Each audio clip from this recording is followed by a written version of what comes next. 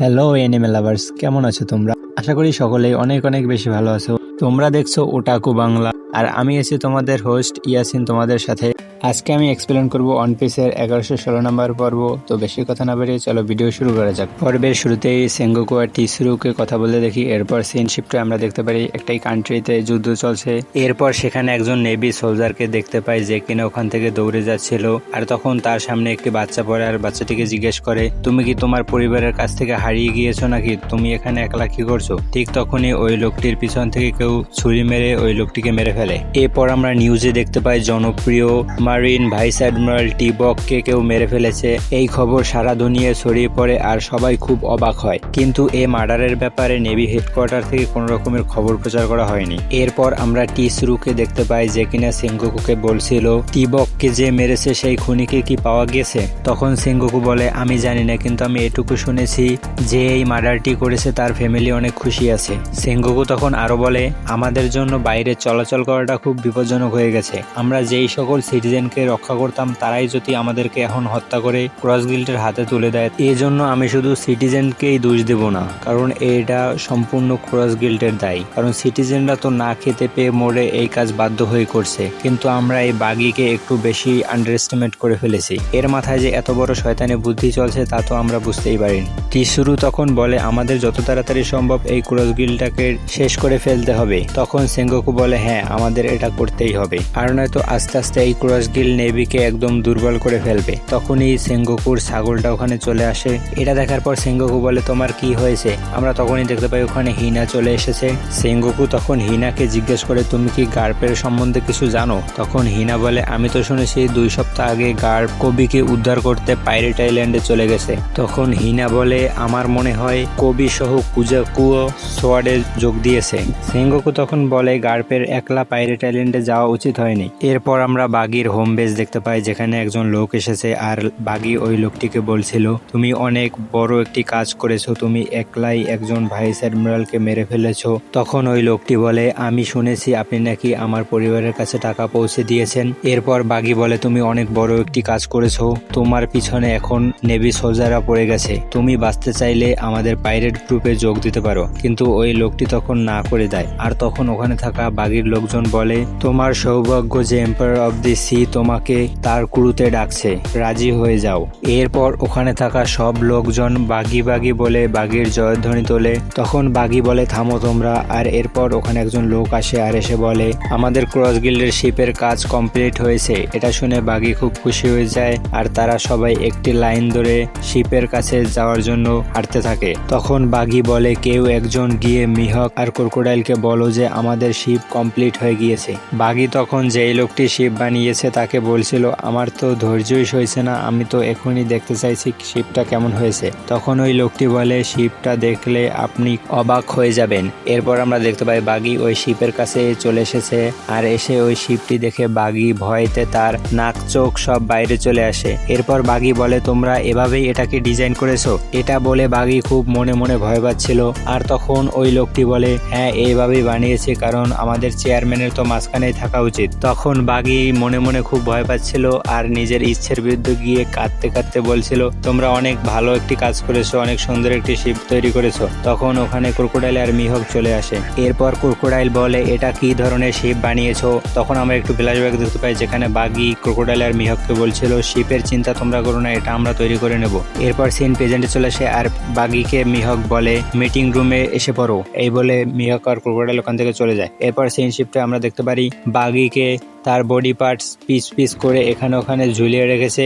এরপর ক্রোকোডাইল বলে, আমাদের ক্রস গিল্ডের রেপুটেশন অনেকটা বেড়ে গেছে আর মানুষের মাঝে এটা অনেক জনপ্রিয় হয়ে যাচ্ছে দিন দিন। ক্রোকোডাইল আরো বলে, নেভিও বুঝতে পেরে গিয়েছে যে আমরা তাদের জন্য থ্রেট। তখন মিহক বলে, আমাদের যত দ্রুত সম্ভব একটি ভয়ঙ্কর মিলিটারি ফোর্স তৈরি করতে হবে। তখন বাগি বলে, আমার কত সুন্দর একটি সাজানো গুছানো জীবন ছিল, তোমরা দুজন সেখানে এসে আমার জীবনটাকে একদম ঝঞ্ঝাট বানিয়ে ফেলেছো। তখন ক্রোকোডাইল মিহককে বলে মিলিটারি তৈরি করতে যত টাকা প্রয়োজন সব টাকা আমি দেব। তখন বাঘি বলে তোমাদের তো ক্ষমতা আর টাকা চাই, তোমরা আমাকে কেন ছেড়ে দাও না। এটা শুনে ক্রোকোডাইল বলে তোমার মুখ বন্ধ রাখো, এখন তো শুধু এখানে ঝুলিয়ে রেখেছি, বেশি কথা বললে একদম মেরে ফেলবো। বাঘি তখন বলে আমি এ ধরনের জীবনযাপন কোনোভাবেই করতে পারবো না, তোমরা যদি চাও আমাকে মেরে ফেলো। তখন ক্রোকোডাইল বলে তুমি নিজেকে নিজে কিভাবে পাইরেট বলো, তোমার তো লজ্জা হওয়া উচিত। তখন বাঘি বলে শেংসও তার চাল চালা শুরু করে দিয়েছে, আমি আর শেংস গোল্ডি রজারের পাইরেট ক্রুতে ছিলাম, কিন্তু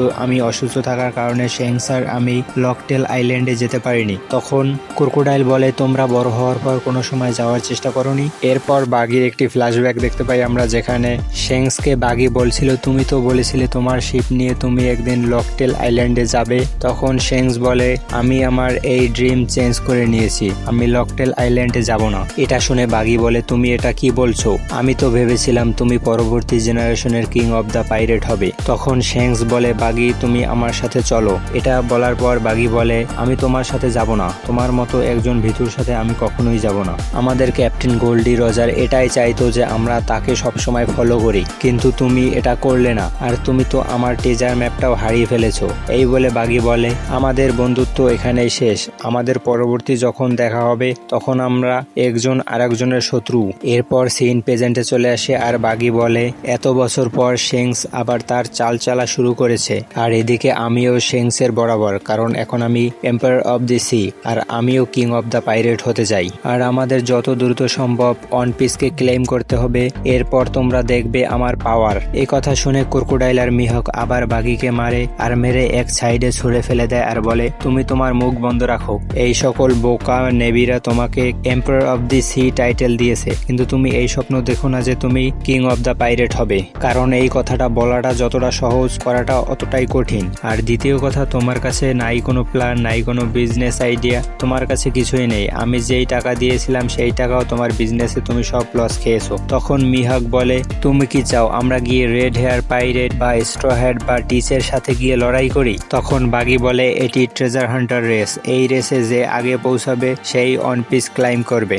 এরপর বাঘি বলে আমার সকল লোকদেরকে ইন্সপায়ার করব আমি, আর এই সকল পাইরেট শুধু সাগরে এসেছে একটাই স্বপ্ন নিয়ে ওয়ান পিস ক্লাইম করার জন্য। এরপর বাঘি ট্রান্সপন্ডাল চ্যানেল দিয়ে তার ক্রুমেটদের সাথে কথা বলছিল, আর তখন তার ক্রুমেটরা বাঘি বাঘি বলে আবার জয়ধ্বনি তোলে। ক্রোকোডাইল বলে বন্ধ করো তোমার এইসব কাণ্ড কারখানা। তখন বাঘি তার লোকদেরকে বলে তোমরা আমার কথা মনোযোগ দিয়ে শোনো, তোমরা এই সিতে এসেছো কিসের জন্য, ওয়ান পিস ক্লাইম করার জন্যই তো, আর এই যুদ্ধে তোমাদের কারো প্রাণও যেতে পারে, তোমরা তার জন্য প্রস্তুত তো? তোমরা যদি তৈরি হও তাহলে আমরা সবাই একসাথে গিয়ে ওয়ান পিস ক্লেম করব। এইসব কথা শুনে বাঘির ক্রুমেটরা অনেক খুশি হয় আর খুশিতে কান্না করে আর বাঘি বাঘি বলে আবার জয়ধ্বনি তোলে।